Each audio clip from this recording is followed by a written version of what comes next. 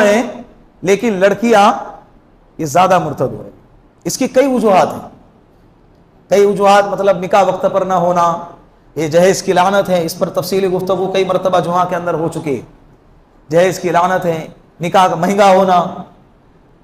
یہ اسی طرح ایک اور وجہ ہے, مسلم پرسنل لا بورڈ نے خاص طور پر اس وجہ کو ہائی لائٹ کر کے یہ باقاعدہ ترغیب دی ہے ملک ہندوستان کے لوگوں کو, ذمہ داروں کو, اور بڑے بڑے جمعیت علماء ہند کے ذمہ داروں کو بھی یہ بتلایا ہے کہ آج کے دور کے اندر مسلمانوں کو چاہیے کہ مسجدوں کے دروازے عورتوں کے لیے کھول دیا جائے. ایسے وقت میں جس وقت میں مرد حضرات نہیں آتے ہیں, باقی وقت میں تو مسجدیں خالی ہوتی ہیں, تو ایسے وقت کے اندر عورتوں کی تعلیم کے لیے, عورتوں کی تربیت کے لیے مسجدوں کے دروازے کیا کر دیے جائے. نوجوان طبقہ ہے, لڑکا ہے, مرد حضرات ہیں, ان کو تو کہیں نہ کہیں کسی نہ کسی درجے میں مسجد میں آنے کا موقع ملتا ہے. جمعہ کا بیان ہے, شب قدر, شب برات ہے, تفسیر ہے, کسی نہ کسی موقع پر ایسے مجالس میں شرکت کر کے اللہ اس کے رسول کی دین کی باتیں سنتے ہیں, ایمان ان کا باقی رہتا ہے.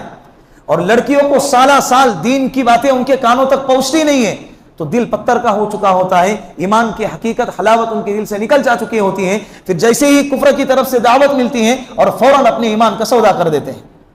تو اس کے لیے ان کے لیے مسجدوں کے دروازے کھول دینے چاہیے. کیا کر دینے چاہیے؟ کھول دینے چاہیے. آگے اللہ رب العزت نے طلاق کا اور طلاق کے بعد حلالے کا مسئلہ بیان فرمایا ہے. طلاق دیکھیں, ابغض المباحات عند اللہ الطلاق, اللہ کے نظر میں جائز چیزوں میں سب سے زیادہ ناپسندیدہ, جائز تو ہیں لیکن سب سے زیادہ ناپسندیدہ اگر کوئی عمل ہے تو وہ کیا ہے؟ طلاق. پسند نہیں کیا ہے شریعت نے.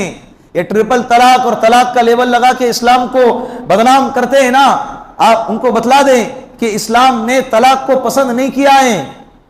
طلاق سے پہلے اسلام نے 4-5 آپشن رکھے ہیں تاکہ طلاق واقع نہ ہو جائے. بچانے کی کوشش کی ہے رشتے کو, لیکن طلاق کا آپشن بھی اس وقت رکھا ہے جب حد درجے کی مجبوری ہو.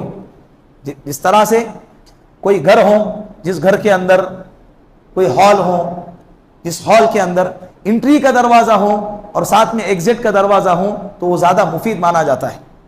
اسی طرح نکاح ایک ایسا ایگریمنٹ ہے کہ اگر نباہ ہوا تو الحمدللہ زندگی کے آخری سانس تک, اور اگر ساتھ میں نبھنا مشکل بلکہ ناممکن ہے جس کی وجہ سے دونوں کی زندگی جہنم بنی ہوئی ہے اور دونوں کے اولادوں پر اس کا برا اثر پڑ رہا ہے, ایسے وقت میں خودکشی کرنے کی اجازت نہیں ہے. دوسرے مذہبوں کے اندر طلاق کا حکم نہیں ہے, طلاق کے مسائل نہیں ہے, جس کی وجہ سے ان کے مذہب کے اندر خودکشی کا ریشو زیادہ ہے. اس کے ساتھ میں رہ نہیں سکتے تو کیا کریں گے؟ طلاق تو لے نہیں سکتے, ڈیورس کا مسئلہ